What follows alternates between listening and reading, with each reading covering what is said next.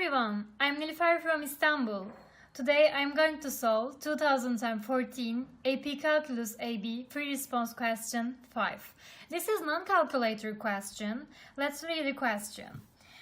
The twice differentiable functions f and g are defined for all real numbers x. Twice differentiable is important. Values of f prime, g, and g prime for various values of x are given in the table above. This is the table. We have related values for f, g, f prime, and g prime.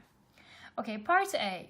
Find the x-coordinate of each relative minimum of f on the interval -2 to 3. Justify your answer. Okay, in order to get x-coordinates of each relative minimum, we need to check critical points. Critical points makes first derivative 0. Okay, let's look at the first derivative. First derivative is 0 at point -1 and 1.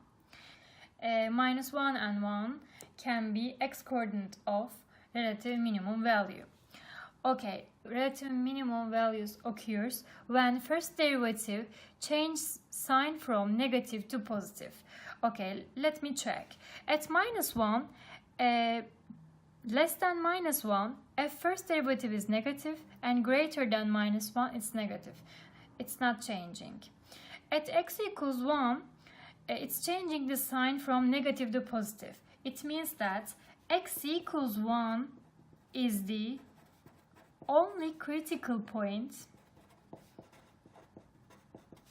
at which first derivative changes sign from negative to positive.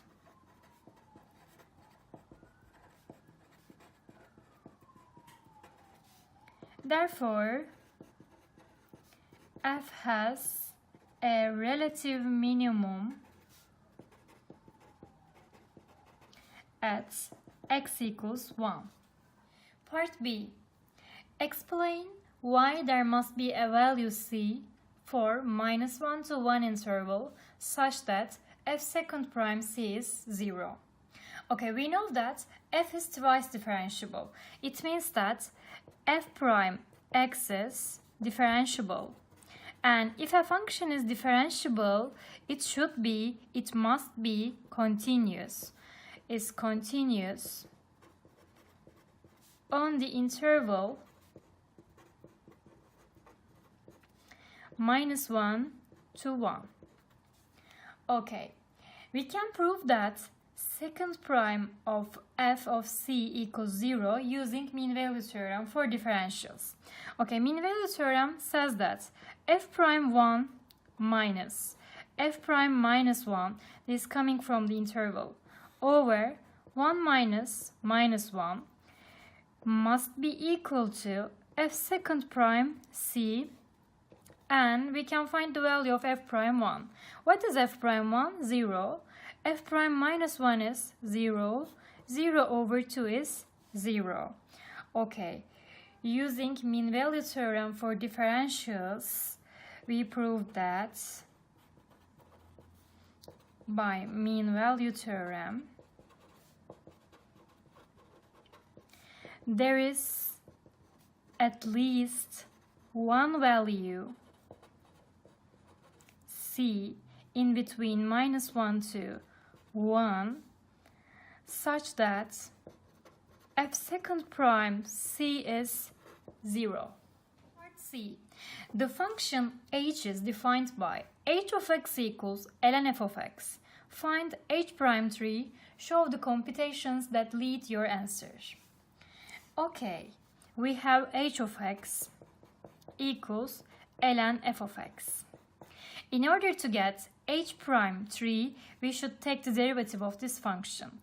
H prime of x equals to, the derivative of ln f of x will be 1 over f of x, and the derivative of inside will be f prime x.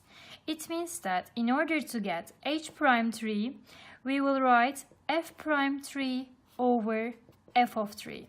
What is f prime 3?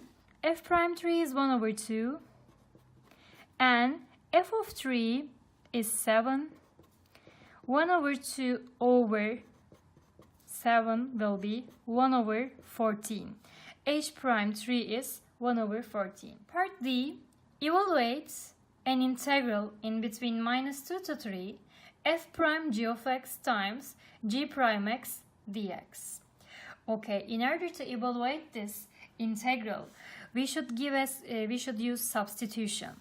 Okay, if we say u is g of x, and if we take the derivative of both sides, du equals g prime x times dx. Let's write it. Okay, since I write u equals g of x, I should change the intervals, but I will write only a and b. Then f prime u times du. Then we have an integral here, integral of f prime u. It will be f of u in between a to b. Since I write u equals g of x, I need to write here g of x, and I changed the variable again. This is why I can use this intervals minus 2 to 3. Okay, if we write it, f of g of 3 minus f of g of minus 2. Okay, what is g of 3? G of 3 is 1, f of 1, and g of minus 2 is minus 1. F of 1 is 2, and f of minus 1 is 8. 2 minus 8 will be minus 6. This is only substitution question. Okay, this is the end of the video. Thank you for watching.